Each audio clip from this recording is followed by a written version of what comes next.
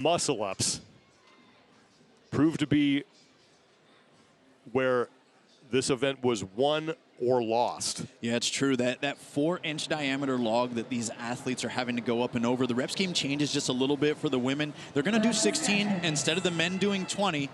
But remember, it's the same apparatus, same height, same diameter that they're going to be navigating at the end of this event. Lane assignments for this first of two heats. Emma Tall, one of the athletes that we just mentioned, in the battle for the podium, will be in lane number 6, and Olivia Kerstetter will be in lane number 3. And let's talk about what's at stake here in this opening heat. Yeah, the two are they going to be the same for the men and the women, and it's really kicking off the weekend with some momentum in regards to starting off with a chipper that's pretty well rounded. We're touching on a mix of modalities, and then for a lot of these young competitors and even the athletes who are returning but want to move their way up, it's all about proving that they belong, and we're certainly going to really get a nice opportunity to see where they fall after Nessie. Emma Tall and Danny Spiegel going through those 160 weighted double unders. We saw 20 reps on the log for the men. There'll be 16 for the women. So keep that in mind as we work our way through this event. Haley Adams in the middle of your screen in the black shirt. Early trip on the double unders. Have some breaks already happening here. Danny Spiegel taking a break. Abby Domit also as well took a quick break. She's in the all yellow at the far end of the floor. Yeah, and right there in the front stage center, Paige Reynolds right here in the black top, maroon bottoms, working through her double unders.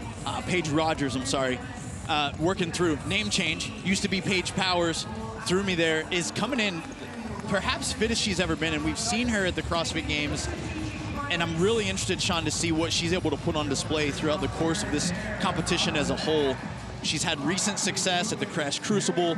She's rebuilding herself. She did the mayhem in regards to qualifying, or not qualifying, but a qualifier in this last season where she was getting back on the horse of competition. 1 rep for every 20 reps completed on the scoreboards. The first woman to 8 will move on to the handstand walk. Gracie Walton and Olivia Kerstetter towards the front here. There's Abby Domit.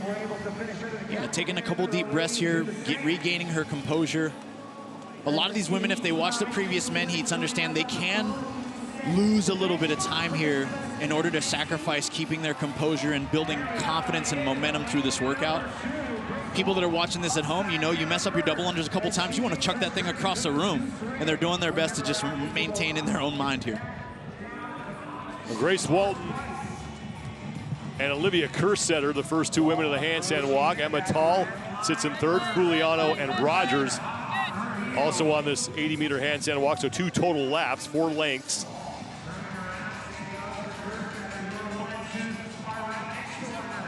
Walton and Kerstetter making the turning. They are dead even right now.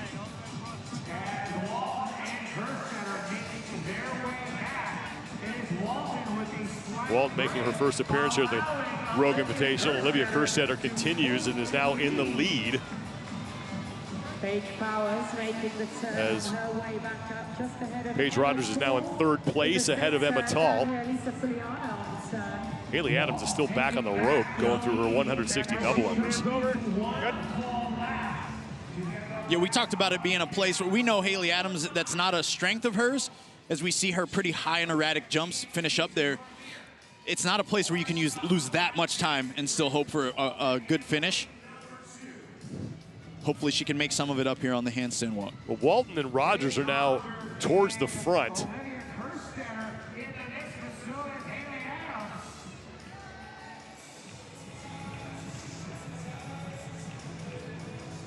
Emma Tall is now in the lead. Pardon me, that was Haley Adams who just finished. She's in the lane next to Emma Tall. It's Rogers and Walton who are in the lead here. Rogers at the bottom of your screen, red shorts.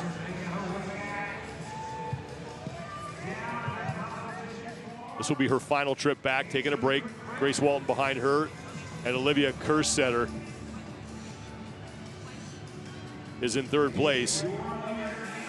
There's Lucy Campbell, runner-up at the CrossFit Games, getting set to make the final turn back.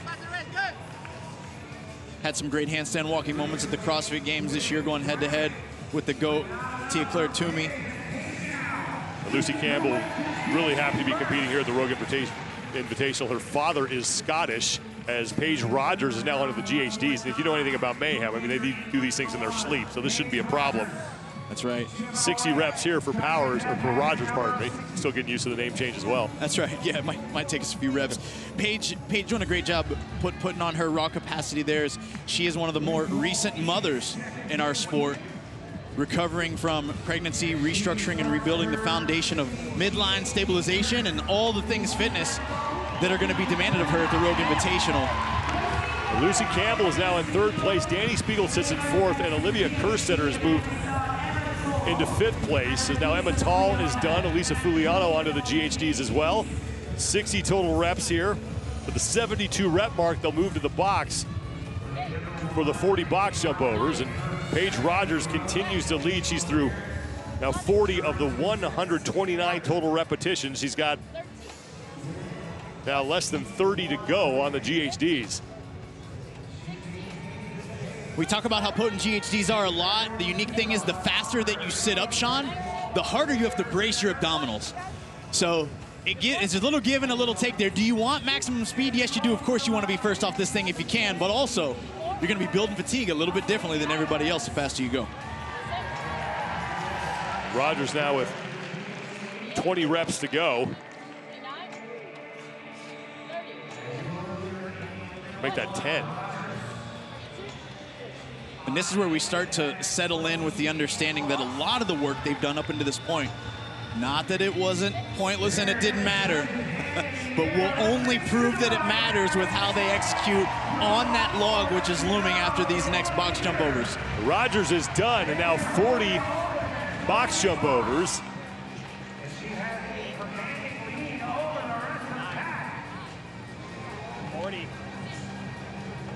Paige, one of those athletes that's going to be eyeing to get herself into that second heat as soon as she can.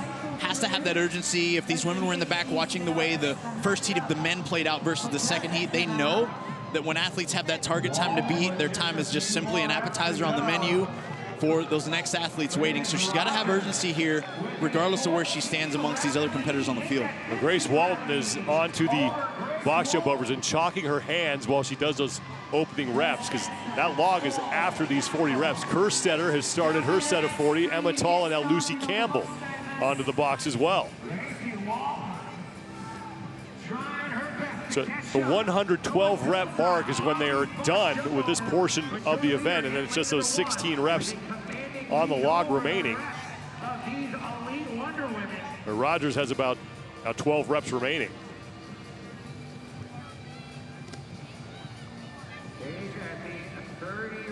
Yeah, the mindset of a lot of these athletes coming off this box is simply on those log muscle-ups. They want to remain efficient, as we see Lucy Campbell chipping away here. Elisa Fuliano there in the back as well. The final rep for Rogers, and she'll be first to the log. 16 reps here. Walton and Campbell and Kerstetter all in a tight battle for second place behind Rogers.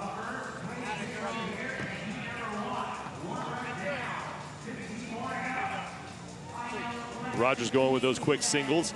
Walton's done. She's working her way to the log. We've watched these quick singles be a big payoff for the experienced athletes in the field, especially those that can time the recovery just right. Gracie Walton showing that she's in no hurry to get up onto that log. Now Lucy Campbell's moved into third place along with Emma Tall. Here comes Olivia Kerstetter done with the box as well. The Tall, Kerstetter, and Campbell fighting for third place right now in the heat. Rogers continues to lead. Paige does a great job at jumping slightly behind the log, allowing her momentum to slide forward or come underneath that thing and then kip directly over. It's smooth. She's got 7 reps left now, 6 remaining. Still looking quite effortless and consistent at this point with 5 left.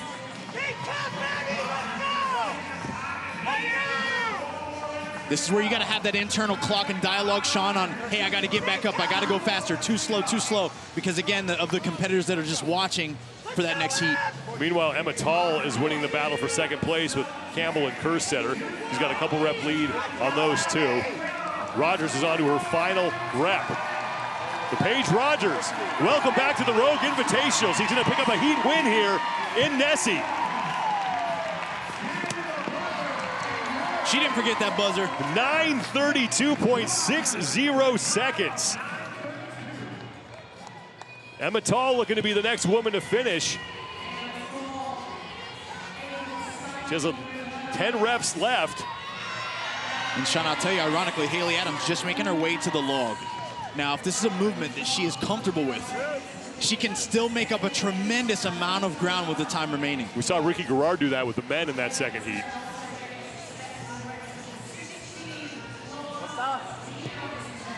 Tall now with 8 reps remaining on the log. Kerstetter now Fuliano fighting for third.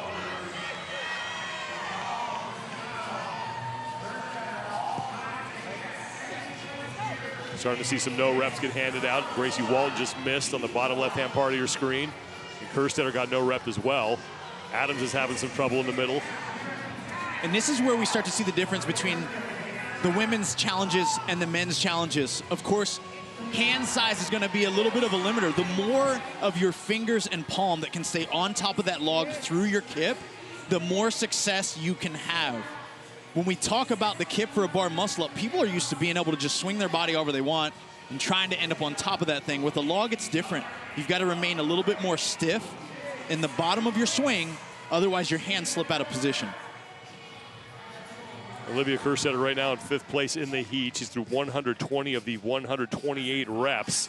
So 8 remaining here for her. Grace Walton on the left side of your screen working through her final set as well.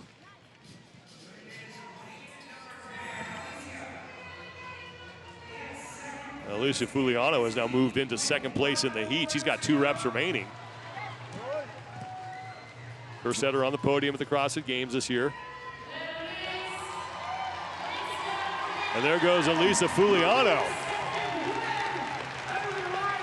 2nd place in the heat, 11:38.86 seconds. Paige Rogers just assaulted this thing. Yep.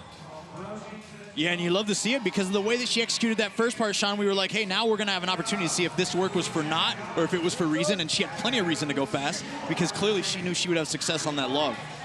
I mean, we still have another heat, but that time from Rogers looks like it's going to be a pretty solid result for her to open up this competition. Now, Abby Domit is off.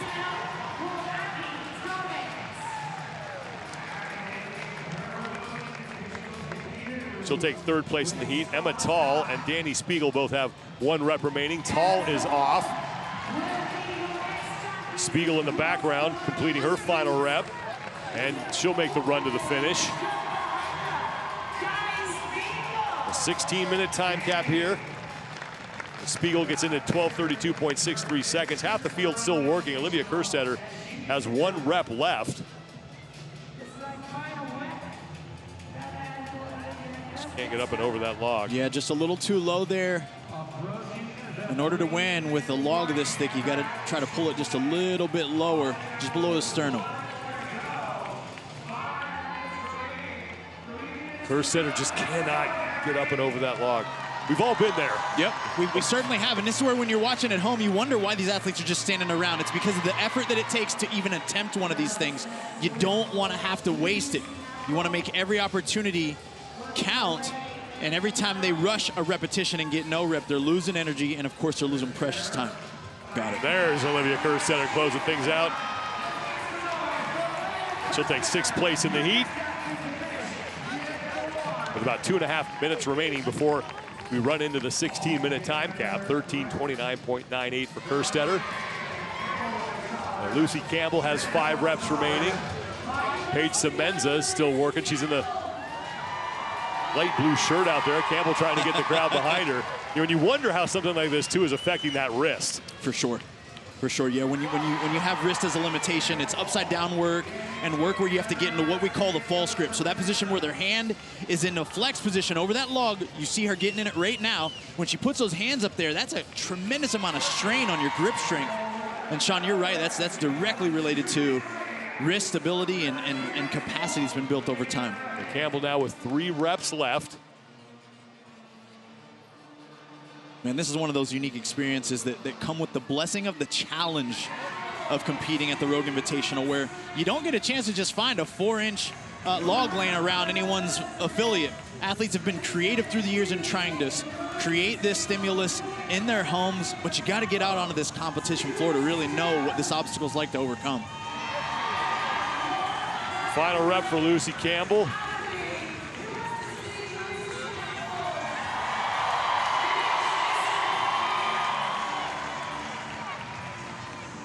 And she has it.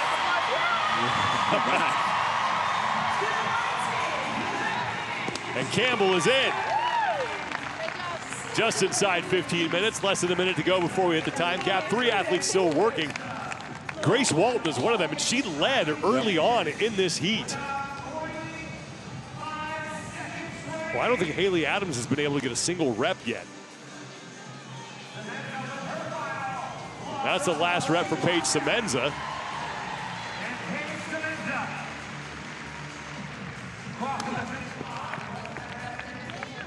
Walton has 30 seconds to complete 4 reps and get across the finish line. Looks like she and Adams are going to get capped.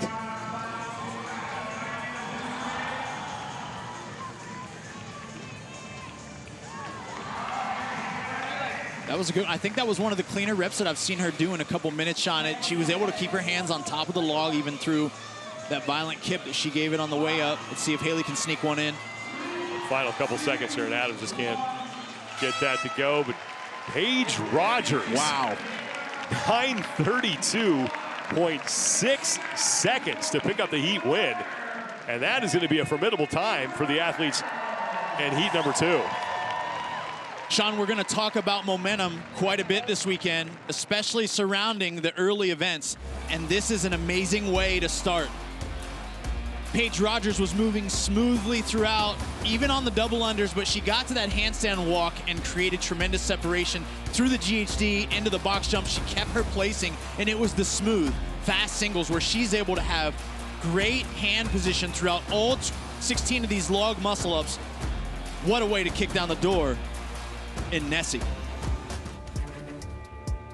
9:32.6 seconds for Paige Rogers, more than 2 minutes faster than second place Elisa Fuliano. Abby Yomet will finish in 3rd. And it's Emmental and Danny Spiegel rounding out the top 5 with Kerstetter and Campbell, the 2 podium finishers from the CrossFit Games, in 6th and 7th place respectively. The 1 heat remains for the women.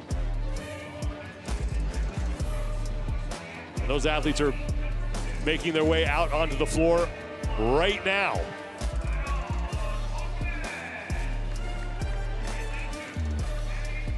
Nessie, presented by Strongest, the opening event here for the women in the CrossFit competition at the 2025 Rogue Invitational.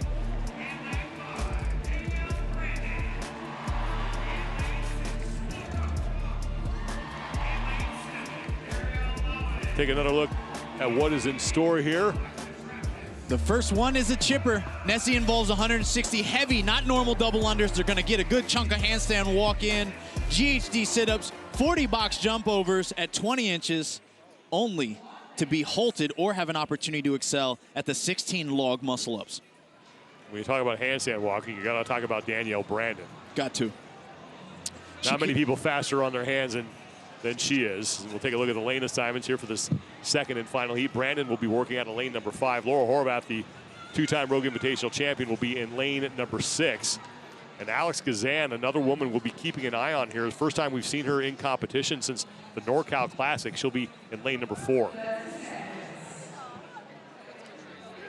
What is at stake here, Adrian? Yeah, the no-brainer here is momentum throughout the course of this weekend. Are we going to see Laura Horvath start to run away with this thing early? Will she be able to kick down the doors with a top 3 finish? Will some of the other competitors be able to wedge themselves into a point differential early on this way? Can she establish dominance this way? Or is it going to be a competition or a coronation is the question. Will someone rise to the occasion and start to dethrone Laura early this weekend? Laura Horvath, the overwhelming favorite to win this competition. 9:32.6 seconds, the top time from Paige Rogers as we kick off the second and final heat with the 160 double unders with that weighted rope.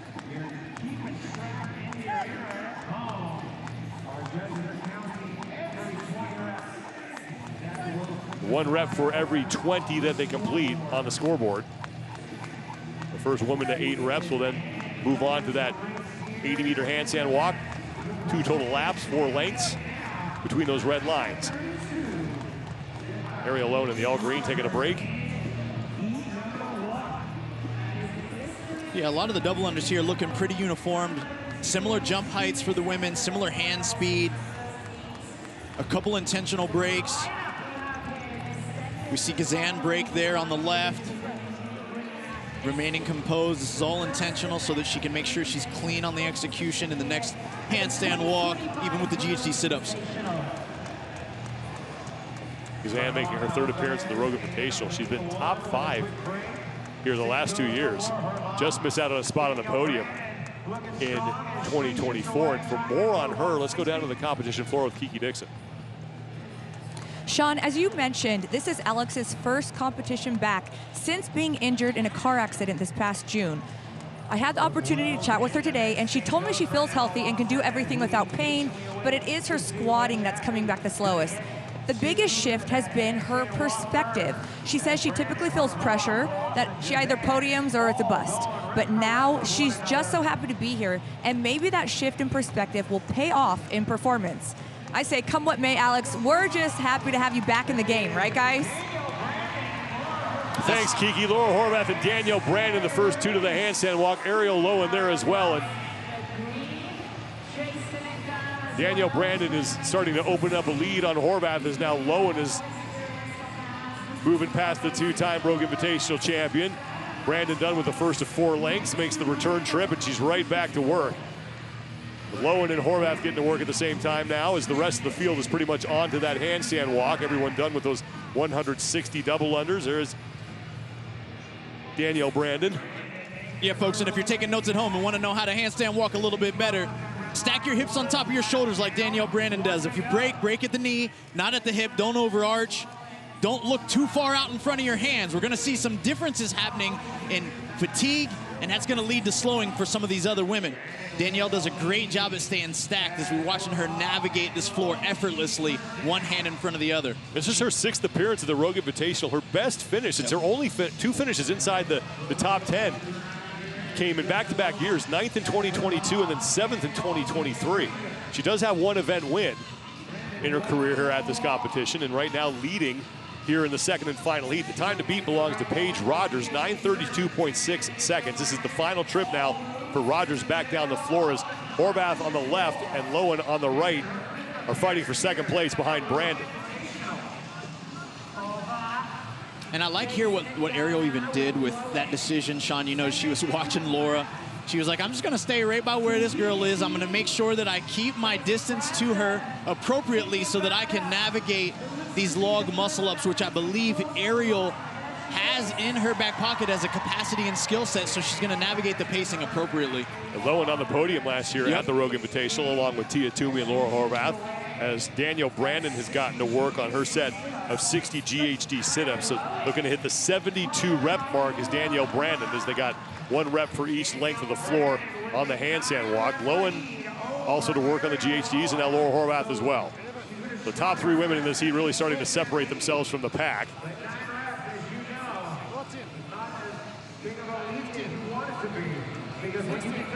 They're going to go rep for the most part here on these GHDs. I don't see anything different on the cycle rate that leads us to believe otherwise, but this is only going to be, again, they're trying to conserve what energy they can for the log as they know that'll be their chance to make moves. Alexis Raptis in the all black on the right side of her screen has just finished up her handstand walk. She's solidly in 4th place in the heat. And now Emma Lawson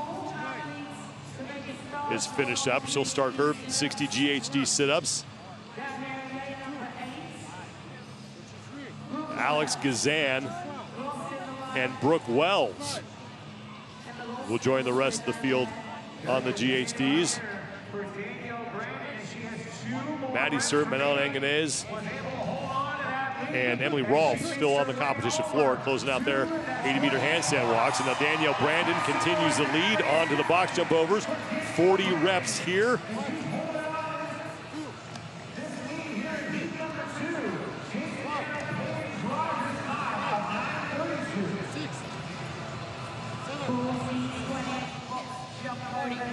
Ariel Lowen has a couple rep lead on Laura Horvath on the GHDs. The 112 rep mark on the scoreboard is when Danielle Brandon will advance to those 16 log muscle ups.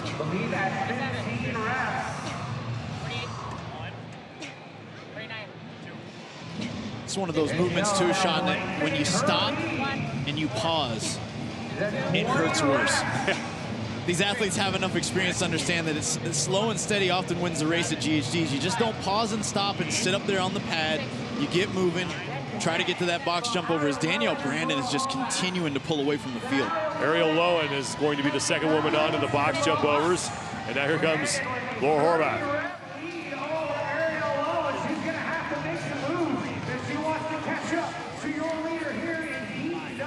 Well, you talked about, is this going to be a competition or a coronation? And right now, Lowen and Brandon are trying to turn this thing into a competition. That's right. Yeah, and that's what we want. That's what they need early on from a whole field of competitors. If we're thinking about stacking up against Miss Horvath, is that we've got to be able to create barriers to accumulation of points for Laura. You do that by beating her in workouts. Emma Lawson is now on to the box jump overs as Brandon gets to work on her 16 log muscle ups. This is the battle for second place behind Brandon. Lowen on the left and Horvath on the right. The 128 is the score that Danielle Brandon needs to hit before she makes her way to the finish line. And again, that top time from heat number 1, Paige Rogers, is going to be a factor. 9:32.6 seconds. 5 reps remain now for Ariel Lowen on the box jump overs. She's got to get to 112 before she moves on to the muscle ups. Brandon has 8 reps remaining. She's halfway through that set of 16. And here comes Lowen. Yeah, and Ariel has a good history with this log. She has a really tight redirection onto that muscle up with the log, and it helps her get on top of that thing. As long as she can keep her hands on the log, she's going to work through these 16 pretty steadily. 5 reps left for Brandon. Laura Horvath onto the log. Yeah, Brandon on pace to win the event here. Yeah, making a tremendous statement to start this weekend. I mean, very minimal change of direction. We're watching her body language. She's smooth over the log, using a big swing, minimal kip. It's getting the job done for her. 1 rep remaining for Danielle Brandon, looking to pick up her second career event win at the Rogue Invitational. And she is going to do it. Danielle Brandon, 100 points in a victory in Nessie. 8:27.96 seconds. Beats Rogers by more than a minute. And now the fight for second as Laura Horvath has lost some ground to Emma Lawson. Emma Lawson has moved ahead of Horvath here in the race. Behind Danielle Brandon, Ariel Lowen has 8 reps left. And now a no rep for Laura Horvath.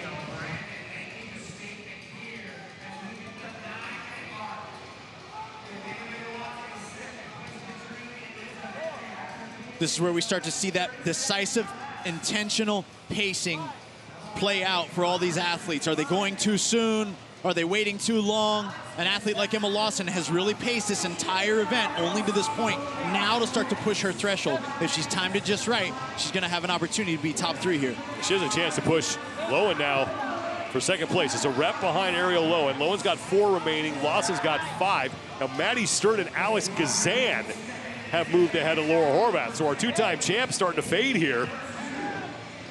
Competition or coronation? Well, early on here in 2025, this is definitely a competition. Laura Horvath starting to fall back here in the pack, and some of those times from the first heat are going to factor in as Rogers is going to wind up with a second place finish in this event out of heat number 1. And here comes Ariel Lowen. And that will be good enough for third place in the event, 10:08.78 seconds. Lawson is now done.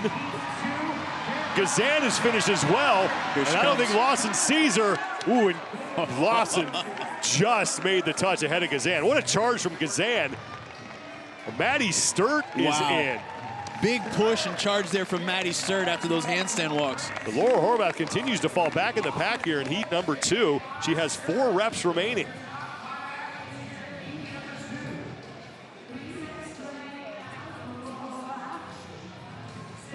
And this is where you think about being a fierce competitor, sometimes coming to bite you. Because had Laura paced just a little bit earlier, now granted, she's a champ here, only one of 2. Her and Tia Claire Toomey, the only 2 that have worn the crown at the Rogue Invitational, so she's gonna come out with that hungry mentality no matter what. But a little bit more control early in this event, maybe her final time plays out a little bit more towards the top. Now Laura Horvath is done. Good news for her, this should be good enough for 7th place in the event. So another top 10 finish for Horvath here at the Rogue Invitational. Leaves Alexis Raptis as a leader on the floor. She has 3 reps remaining, 16-minute time cap, so 4.5 minutes to go before we hit that. Raptis is up and over. Raptis, one of those athletes, Sean, that we know has the fitness, and we've seen her compete for years, has been operating a little bit under injury. She's recovering from some back issues that she had last year, and it's great to see her out there healthy and ready to compete. They had to withdraw the last 2 times that she qualified for the Rogue Invitational in 2023 and 2024, but when she was healthy in 2022 and competed at this event, she finished in 8th place overall, and now Raptis is in just over the 12-minute mark. It's Anganese, Wells, and Rolfe on the floor, and the 3 of them are onto their set of 16 muscle-ups on the log.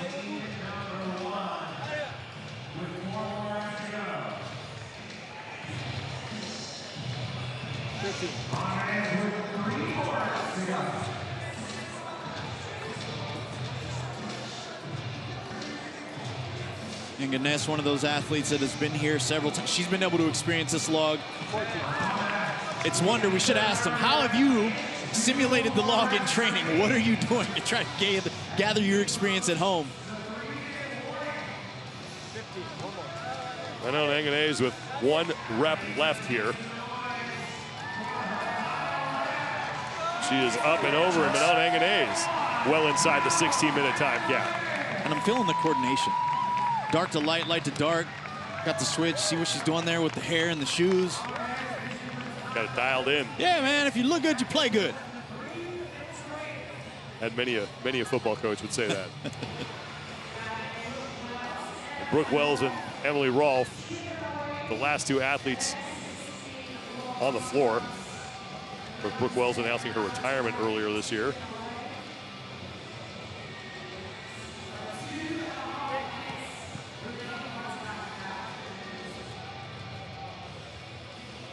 It's the time that they take between these singles that lets you know how they're feeling and the familiarity they have with this movement. Everybody's broken all the reps in these women heats. It's just about how long do you take between your next attempt.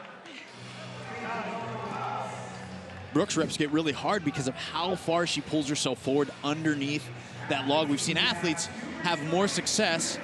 How Emily Rolfe is trying to work through them where they just swing from behind it instead of redirect themselves. Watch Brooke pull her chest forward really hard there. And sometimes that pulls your hands down just a little bit more on that log. Emily's swinging that leg back, swinging through. Less than 2 minutes to go before we hit the time cap. Rolfe is struggling on these reps. He's got 8 remaining. Wells has 6 left.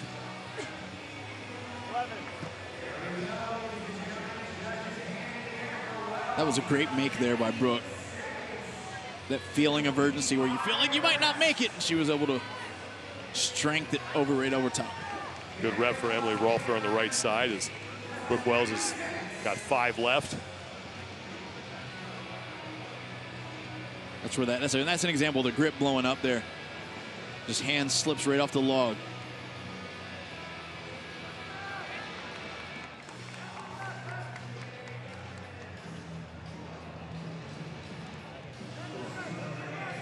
One minute to go before event number 1. The first of 9 events that these athletes will face over the next 3 days is in the books, and it's Danielle Brandon who's going to pick up her second career event win at the Rogue Invitational. We'll just see how far Wells and Rolfe can get here. Yeah, 2 very different sides of the momentum coin here, Sean. Brooke Wells and Emily Rolfe just fighting rep for rep, trying to complete as many as they can. Danielle Brandon kicking down the door, and in a very impressive fashion. Final 30 seconds.